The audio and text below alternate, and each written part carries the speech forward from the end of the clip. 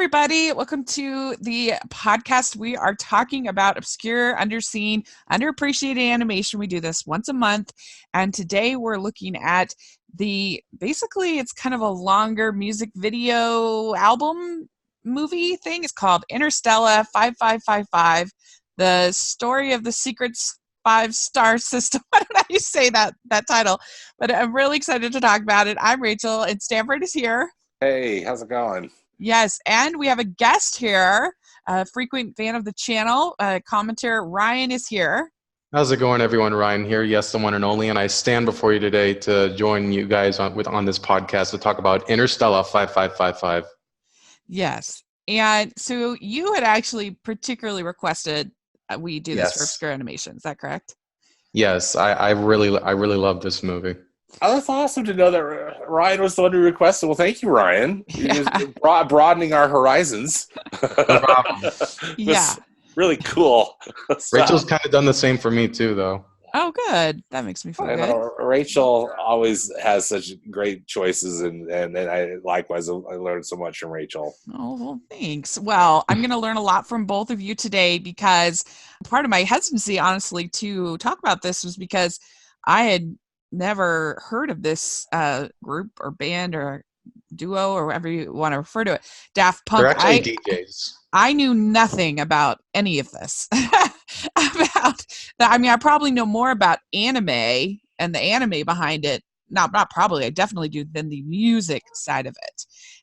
So this can be really interesting to get to talk with you guys about this film, and hopefully I can provide that amateur perspective on what we watched because it was really fun.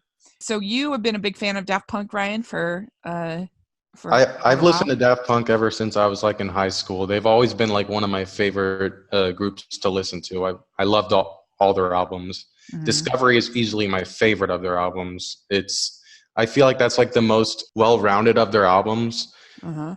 And it really shows when you watch this movie because it really feels like this film was built around this album.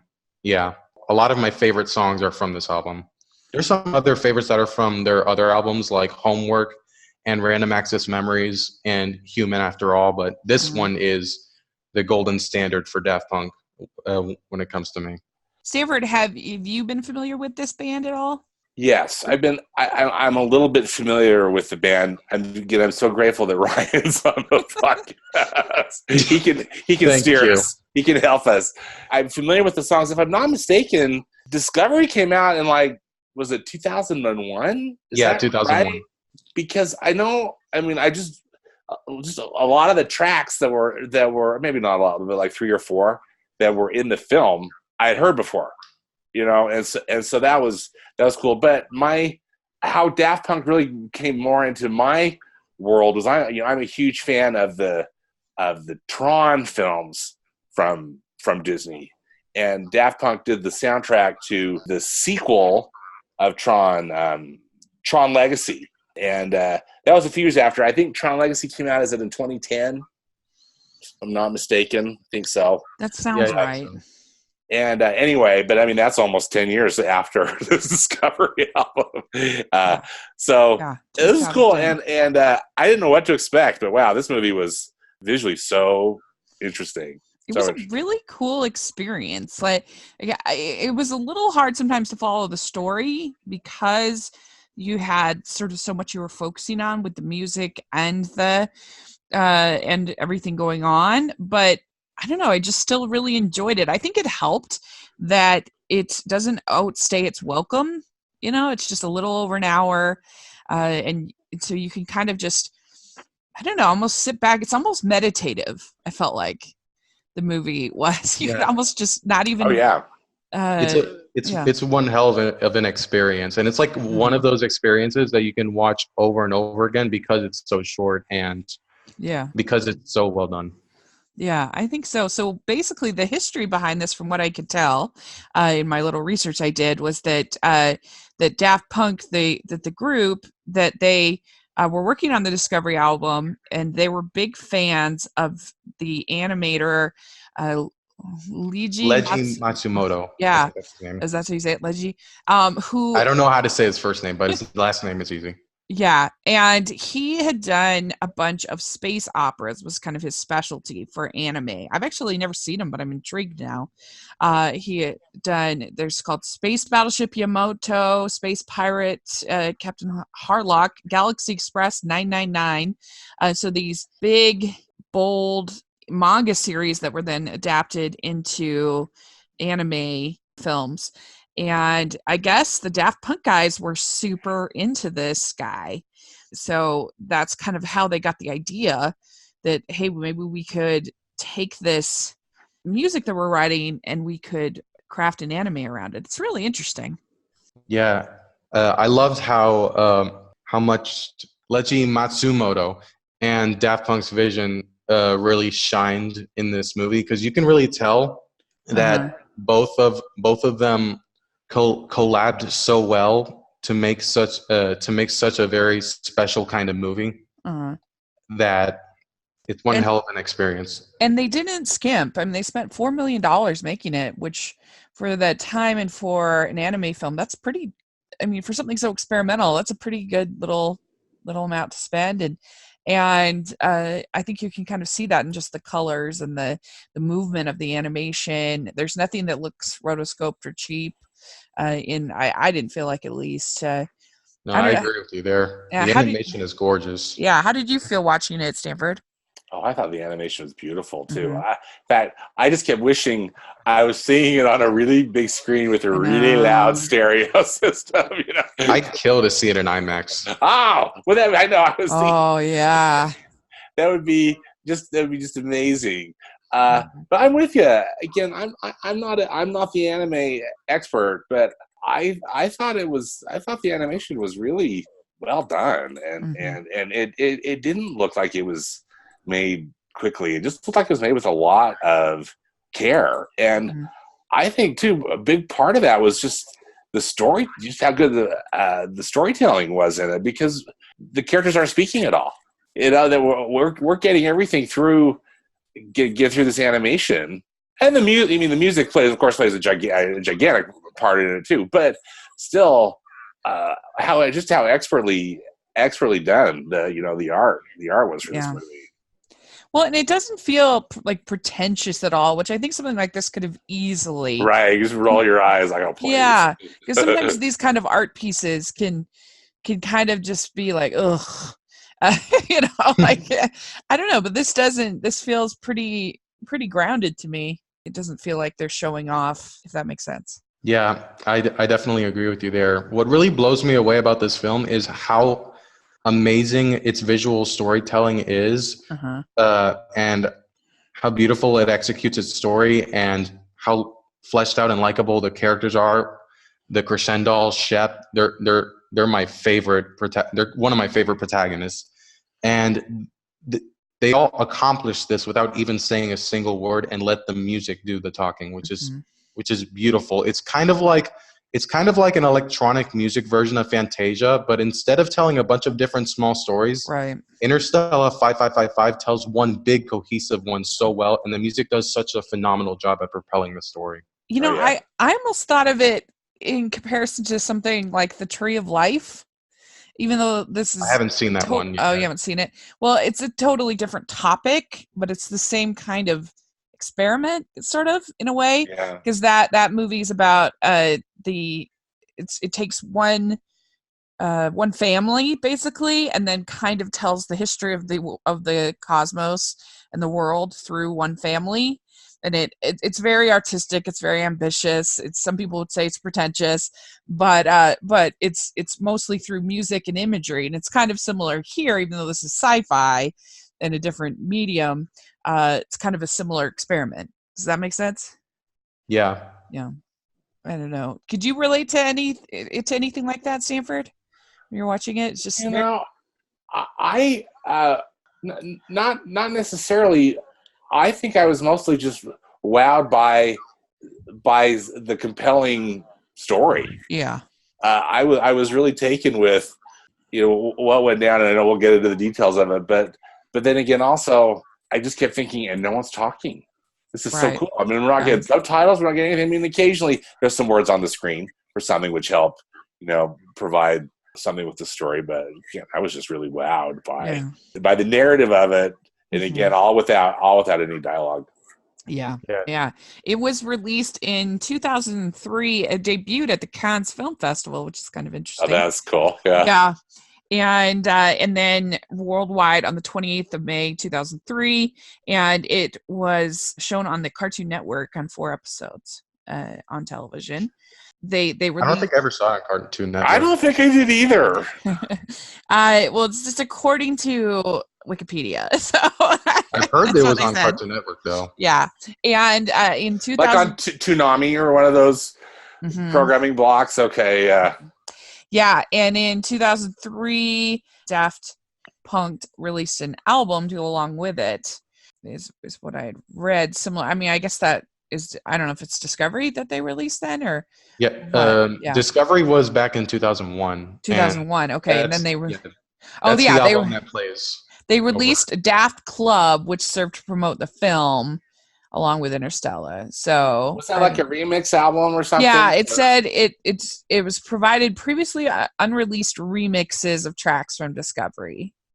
It's I think I've heard of that. Yeah. I only know the Discovery album.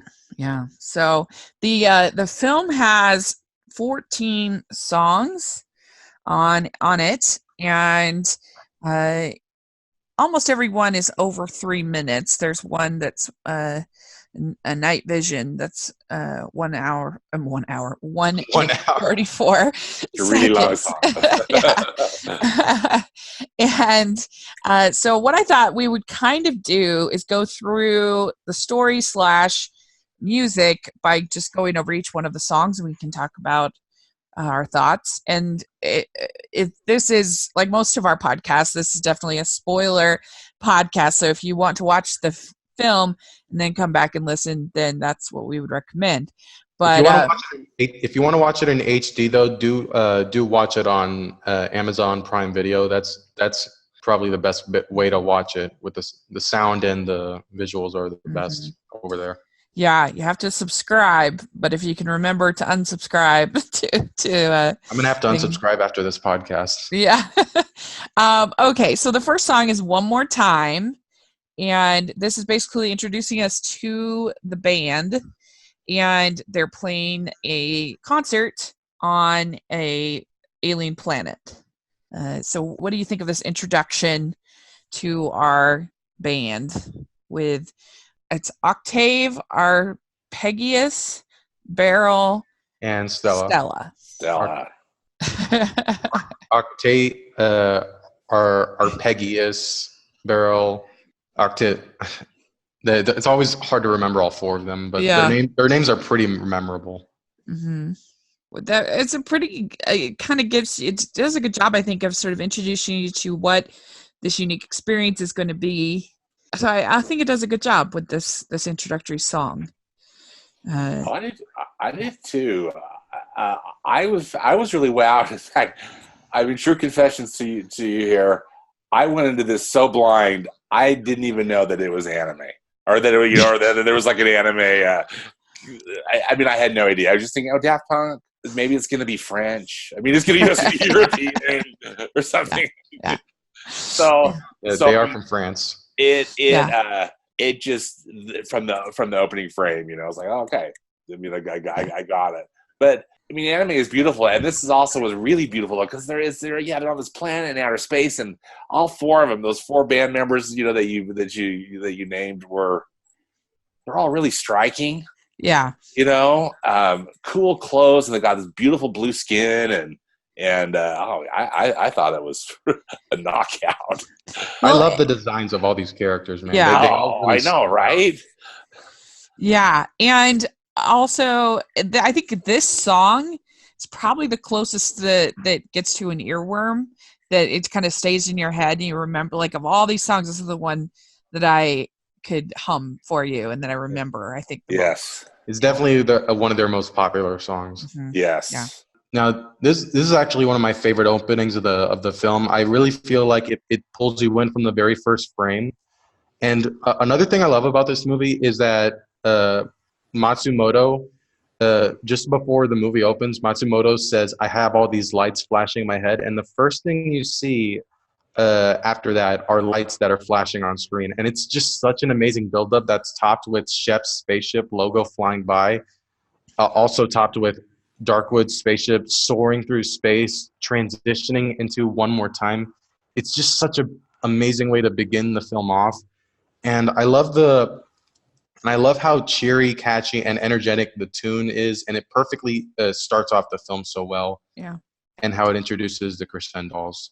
Yeah. And I also love how it foreshadows them becoming humans too. If you actually pay attention to like their skin color through certain parts of the, because they're blue skin in this beginning, and then they get invaded, and the band gets kidnapped, and this is during the song Aerodynamic. Fun fact, this was supposed to be my YouTube intro and outro, but unfortunately I couldn't use it because of copyright issues. Copyright. Yeah.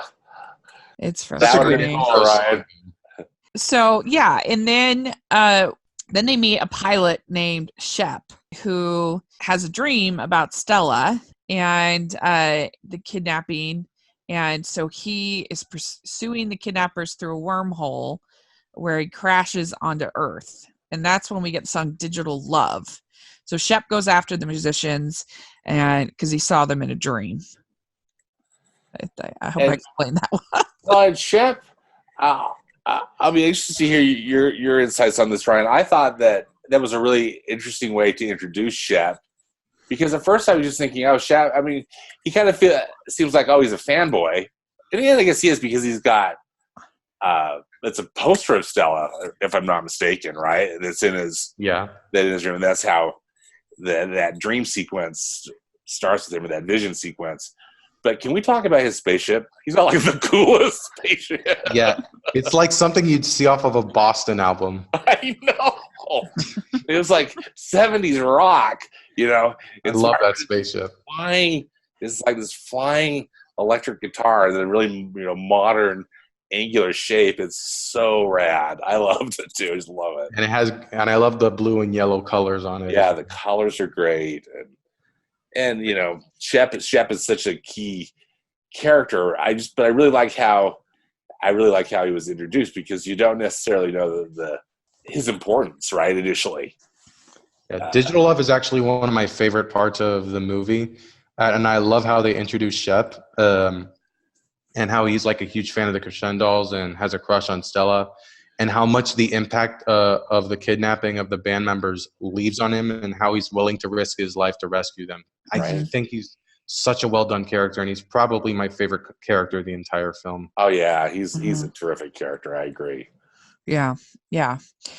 So then the band is taken and to this factory type setting, and they have their they get these mind control devices, and they lose their memories, and their blue skin is turned to tan so that they look like humans, and their minds are controlled by these sunglasses, which I kind of reminded me a little bit of Incredibles 2, a little bit.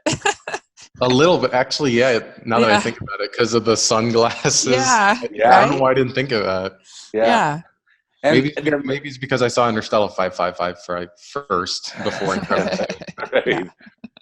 Yeah, I agree. It is the Incredibles, could definitely take a page out of this book, or Incredibles 2. But I also thought it was interesting that their minds got put on it looked like almost like a mini compact disc sort of deal, which is an important part of it. But thankfully, their minds just got like replaced rather than destroyed. Yeah, that's exactly how it happened. It altered their memories and their appearance as well. Yeah. And that's a really interesting sequence too, in that how imaginative that is, all that crazy machinery that's getting used to. It gives you a very mechanical feel to this scene. It does, and it really the song, the Harder, Better, Faster, Stronger, is a really good fit for what's happening on the screen. It kind of reminded me a little bit of From Across the Universe, the whole "I want you, she's so heavy" number. If you've ever, it's not that I don't love the movie, but it has some interesting visuals. It's basically like there's this sort of army assembly line factory kind of a thing where they're making the soldiers, and it kind of reminded me visually of that a little bit. That's cool. I don't Yeah. think I've ever seen that though. Yeah, I mean it's not my favorite, but But it another has one some where they interesting visuals. yeah, they're using music, you know, to convey a lot of the Yeah, narrative. all Beatles songs. All Beatles songs, yeah. Yeah. Okay, well, so then we get the Crescendolls song, and this is our introduction to them kind of as this new band, and we get to meet the Earl of de Darkwood. Earl de Darkwood. And and he kind of introduces them as the Crescendolls, and they become super famous. So this is kind of where that starts. What do you feel like that the movie is trying to kind of say throughout? Do you feel like this movie has sort of a message? I kind of feel like it does have a bit of an underlying theme when it comes to like the music industry.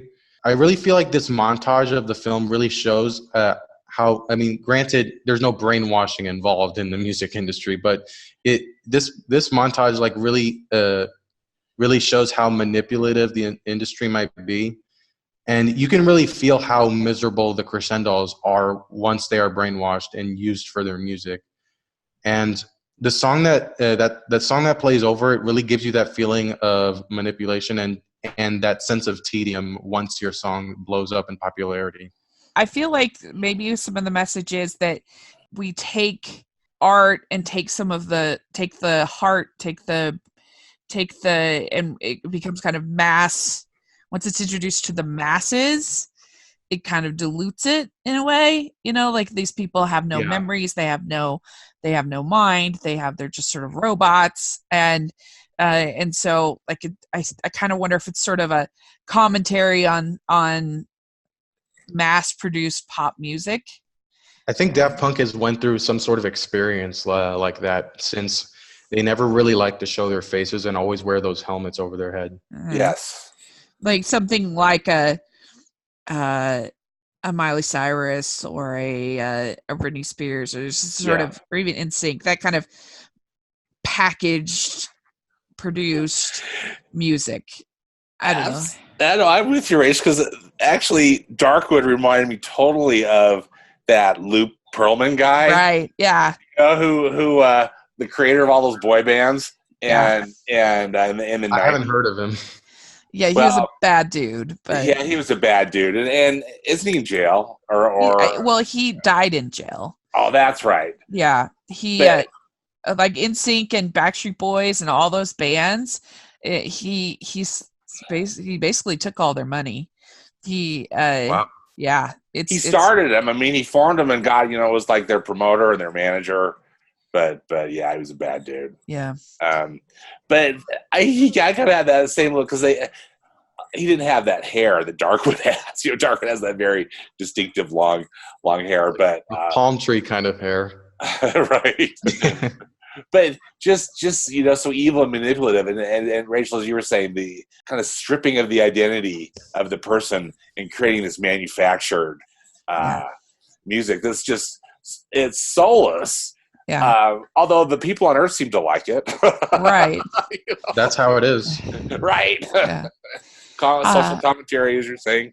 Yeah. I mean, I think all good sci-fi has something to say.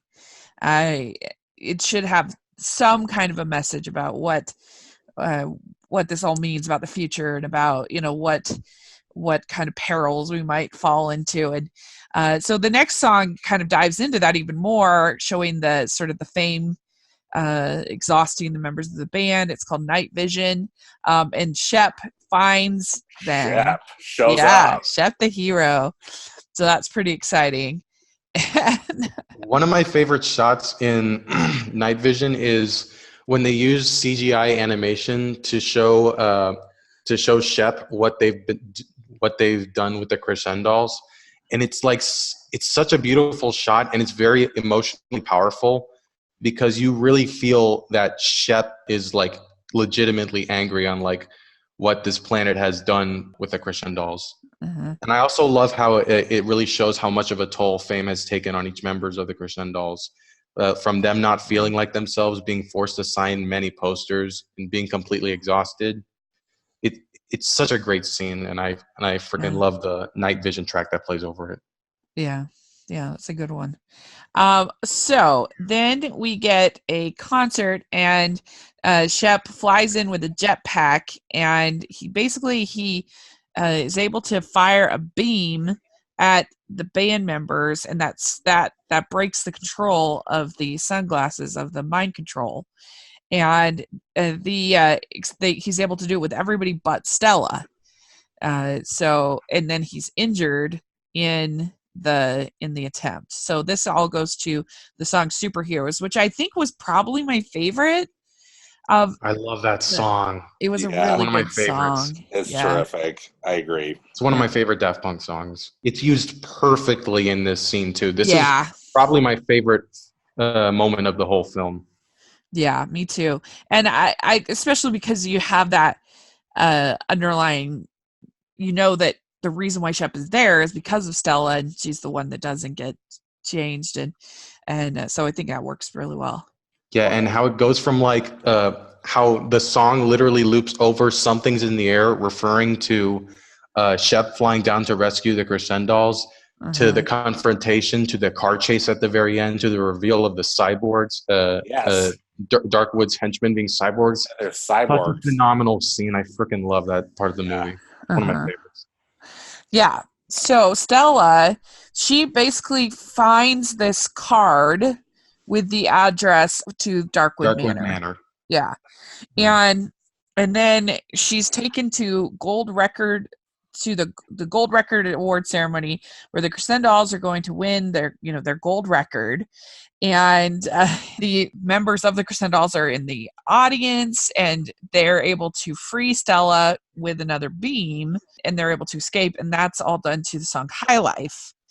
And so that one's just Beryl that's in the audience, though. I don't think the other two members, Octave was in the car, and Pregius was with Shep. Okay, yeah, and that's another good song. I think I like that. Yeah, and I love how it literally makes you feel like you're living the life of a celebrity too. Yeah, and I also love the Daft Punk cameo too. That was pretty nice. Yeah, the Daft Punk cameo was really fun. I like that too. Yeah.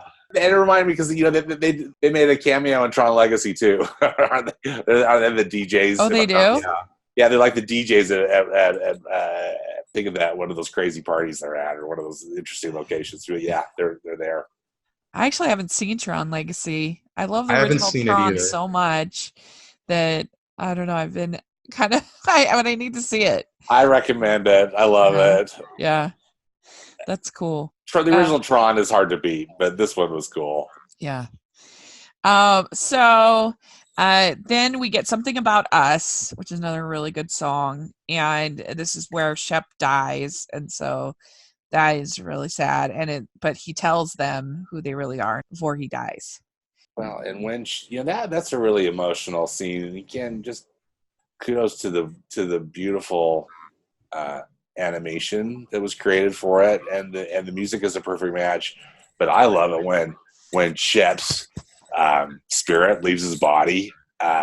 Just how dramatic that is, and that's one of the visuals that really sticks with me as Shep rises up, up into space, and he's also, his spirit is so much bigger than his body too, which is a bit of a precursor to what's going to happen later. It's like I think we're going to probably hear from Shep again. Yeah.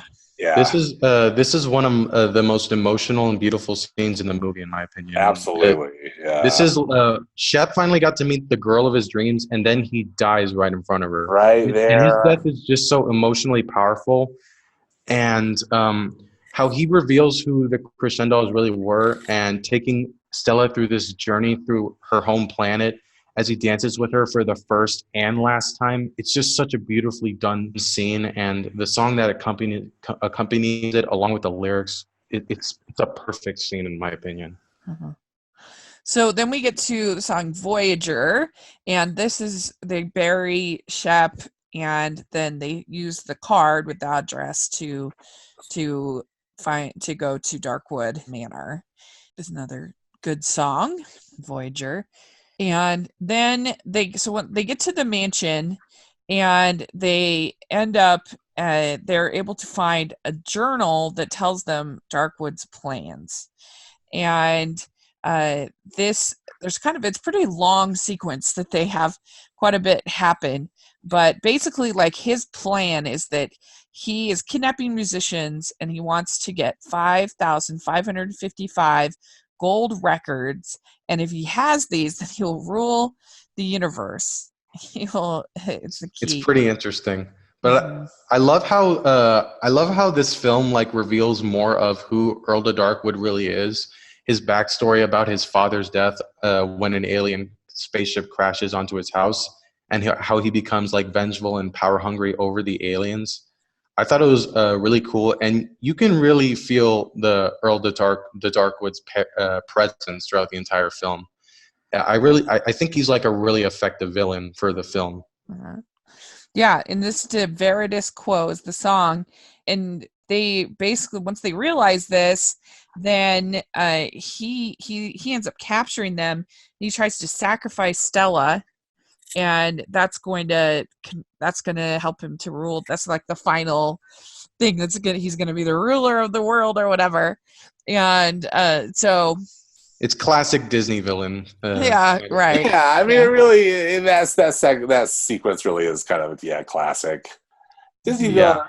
But I do like how they at least give him like a background on where he came from. I agree. It's really helpful. Yeah, and you really feel his presence within every scene he's in. Yes. He's a great villain. Yes, and also I don't know. There's something almost that feels sort of about the whole movie that feels almost. There's something about it that seems almost like an epic poem. You know what I'm saying? Like like it definitely the feels Iliad or Odyssey, or it kind of has that feel. And this could almost be like Medusa, one of the villains, in those stories.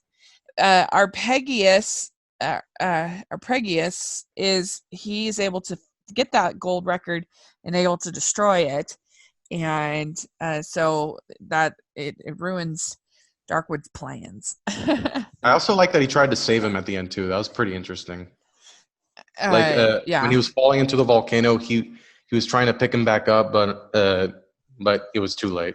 Yeah, and so then we get to Short Circuit song, and the band travels back to the record company to get their memories and the memory discs that they have, and Octave tries to steal them, but he's tased by a guard, and it reveals his original blue skin.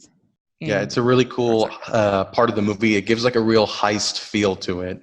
Mm-hmm. Yeah, they're going back in with all that really gnarly equipment. I mean, just the design of the whole thing there at Darkwoods I thought was so compelling, so interesting. Yeah, it was really good, and yeah, when he gets his actual skin and you see it, the way they did that was really cool too, I think. Okay, so then we have Face to Face, which is they find Shep's ship, and then they're trying to figure out how they can return the Crescendals. They get them back to their home planet, get them normal, stable. So that's when they sing this Face to Face. Another thing I loved about this part of the movie is that the humans on Earth, when they found out about the Crescendals, they made such a big deal to bring them back home, and it was refreshing to see how likable and understanding the humans really were. Right. It also made the manager a lot more likable too in the end.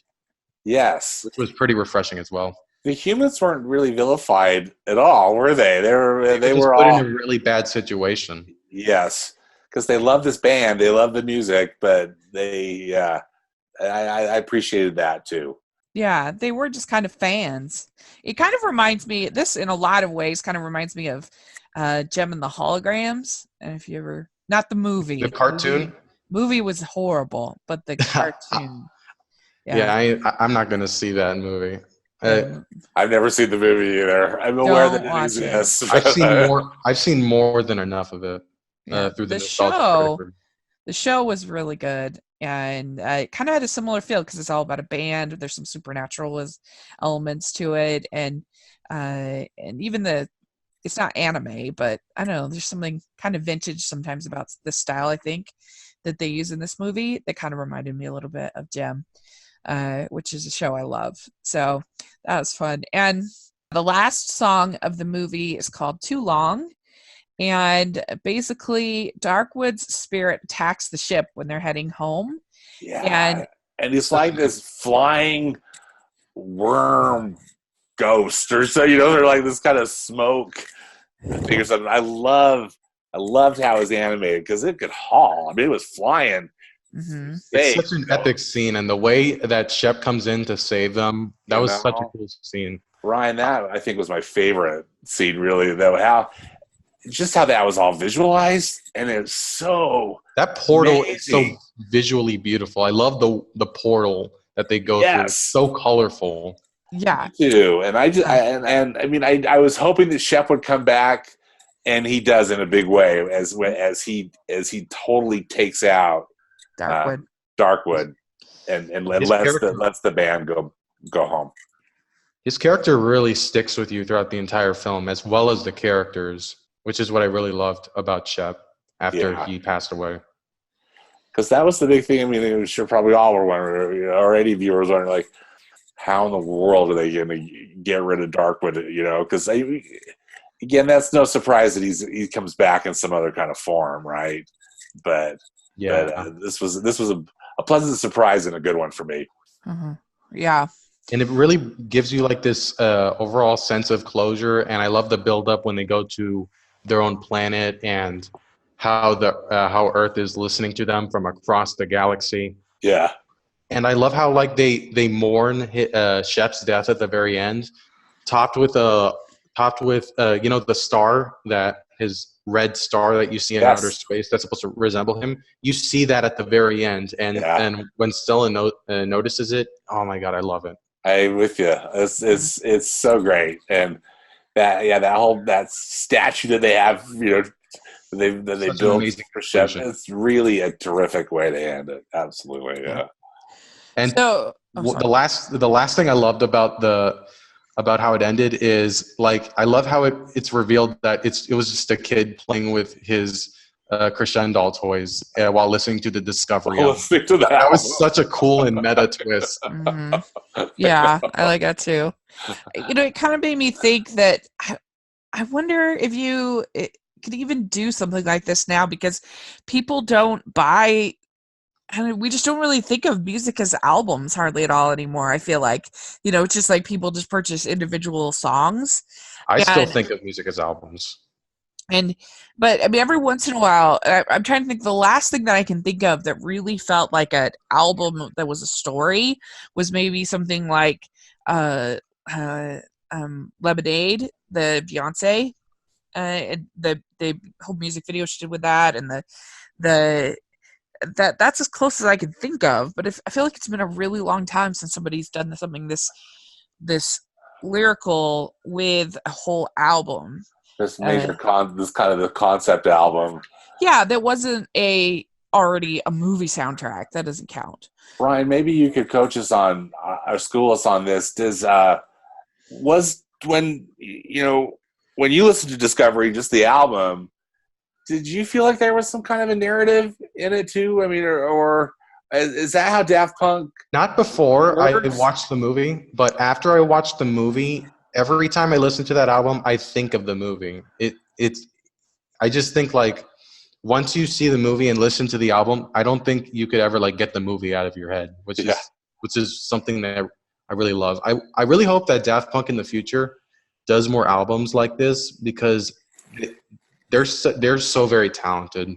Mm-hmm. They're one of my favorite groups. I mean, can either of you think of an album that has come out recently that has this kind of storytelling in it? I mean, I don't know. I can't. I don't know, Dark Side of the Moon. I don't know.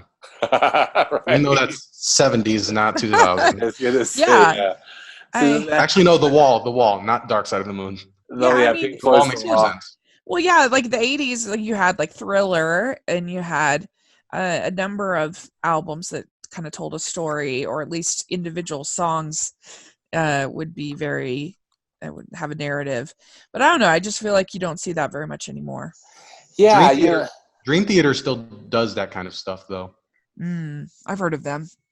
and They're amazing. it seems like this was like in the 2000s. Green Day, I think their American Idiot album was like Uh-huh. considered a concept album. Uh, but I think it was more like in the 70s. You Yeah. know that this was kind of a thing. So how cool that they were able to come up with this Mhm. really creative story that really worked well with their album. Yeah. Yeah. Because the one thing I was so impressed about the story too is that nothing really felt like out of place, like or something or jarring, like, oh, well, where did that come from? Like some weird plot twist or some weird thing. It all seemed very, It all seemed like very cohesive and natural yeah, and without well being like thought too out. convoluted. And I think like it explains everything more than enough without like being like too convoluted, but Yes, it still like allows you to like think on certain things that you haven't seen the first time, which is something I really like about yeah, the movie. Yeah, it was really a very, very unique, exciting experience to watch just because I'd never seen anything quite like it before. It was cool. It was really cool. Yeah. Overall, my thoughts on Interstellar 5555 is that it's one of my favorite animated films, and I just think it's such a beautiful work of art with its visual storytelling and how much the music adds to the film. And it also does help that I'm a huge fan of Daft Punk and that Discovery is my favorite album from them. But this film is so much more to me than just that. The story is amazing. I love the characters. The animation is absolutely gorgeous. I can go on because I absolutely adore this film to bits. Hmm. Yeah. Ryan, what Yeah. did you discover first? Too? And sorry if you already said this, but did you discover the movie or the album first? And how I, and what was that like? I discovered the album first because I was getting into Daft Punk, and then when I figured out about the movie through the music videos through the music videos of each of the songs on the Discovery album, I decided to watch the whole thing, and then I fell in love with the movie. Hmm. That's really cool. That would be cool because almost like you get this extra gift, right? Here's this album that you really like, and then also like, whoa, there's this movie. There's a whole story to this. Yeah. Yeah. Were the music videos just as we've been going through our discussion, were they broken? They're just selections from the film. Yeah. As Okay. Each is, scene. or were they? So each just these scenes or segments from the film. Yeah, they're the segments. Each music video of that you can find on YouTube is basically a segment of the movie. You can watch it that way, but if you really want like a true experience, like an HD amazing sound quality experience, Amazon Prime Video is definitely like the best option there is right now. Hmm. Yeah. Very cool. Well, great. Well, thanks for suggesting it and keep suggesting it because we only do this once a month. So sometimes it takes a while to get to the suggestions, but it was definitely a really good one. We really enjoyed watching it and having you on. So thanks so much, Ryan, No for problem, coming Rachel. Yeah, on. thank you, Ryan. This was so great, and Thank you for having me. for broadening my horizons. I just loved learning something new and seeing something Yeah, it was fun. so interesting. So yeah, I really enjoyed it. Thank you. And I'm glad you guys finally watched the movie. Yes. and then next month, I'm really excited. We are going to be doing something we've never done before on Obscure Animation.